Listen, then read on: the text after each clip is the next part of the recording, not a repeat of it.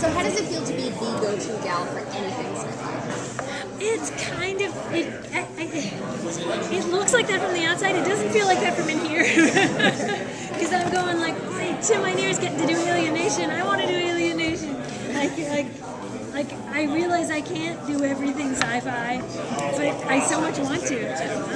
So yeah, I am loving that after years in sitcoms, I seem to have found a niche that fits me, and it's working. Thank you. So how difficult was it to sort of place yourself in the Cylon point of view, morally, I suppose, while writing? I love writing immoral characters, and I don't find it hard at all. I don't know what that says about me.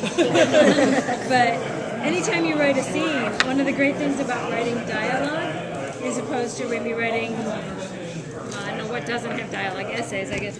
But when you're writing dialogue, you are forced to be every character in the scene and switch back and forth.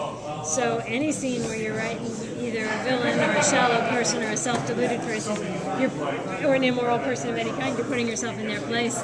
And I think it's just plain fun. I have no problem with it. I don't want to go out and do what they're doing, but I certainly think it's valuable to be able to put yourself in their head. And I really think that's how we should deal with people who we see in day-to-day life or in big geopolitical stuff. If you go, these people just seem crazy. Well, are they, or do they, or if I understood their point of view, would I be able to see how they got to the crazy point of view and actually deal with it? And I think that's really a valuable skill. I got no problem with it. What kind of gears do you have to change in your mind when you're writing for like Warehouse 13 versus Caprica? Well, those I haven't really done at the same time. I just did Warehouse 13. I wrote a draft of a pilot, and I was done with that project. Although I'm wishing it huge success. But I have been doing Buffy comic books at the same time that I was doing Caprica, and that would take a little bit of a gear change. You'd sort of, you do Caprica all day, and then you go home and you go, okay, I've got to write like 6 pages of Buffy comic tonight because the deadline's coming up, and you got to go back to, okay, Willow. Okay, I know that voice, and you just have to wait a little bit. You have to. Usually, I find reading my way into it, read what I wrote yesterday, and then you're back in. But it is.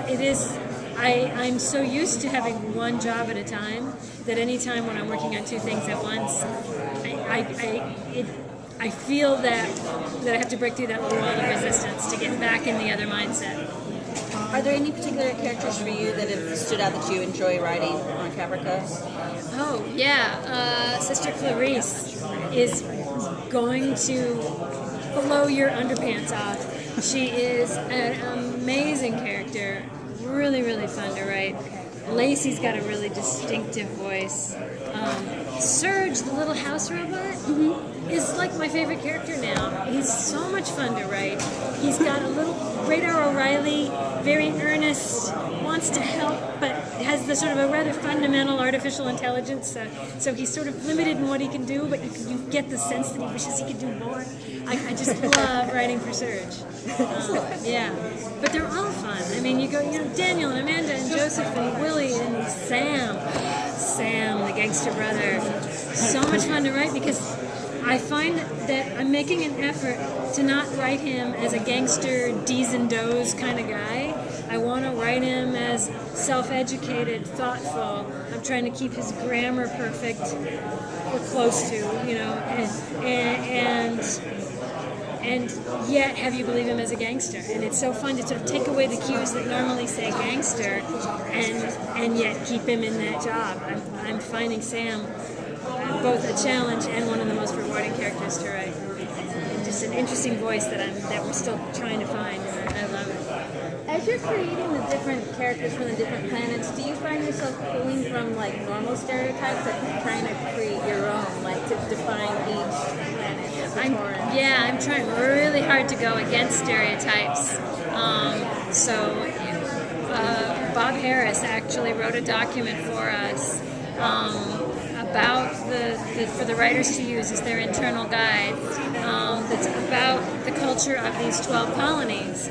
And he worked really hard to sort of go like, well, this one is like India, except, and then you go all the different ways in which a planet could have both, a really large and impoverished underclass, and yet, other things going on. It's also got home to some of the finest resorts in the colonies. It's like, okay, so who works at those resorts and what are their lives like? Like you just start reading this, going like, there's 12 TV series here, making each one of these colonies, and planets are big. It doesn't just mean like this is the desert one and this is the jungle one and this is like they've got all different climates on them. So how does that work?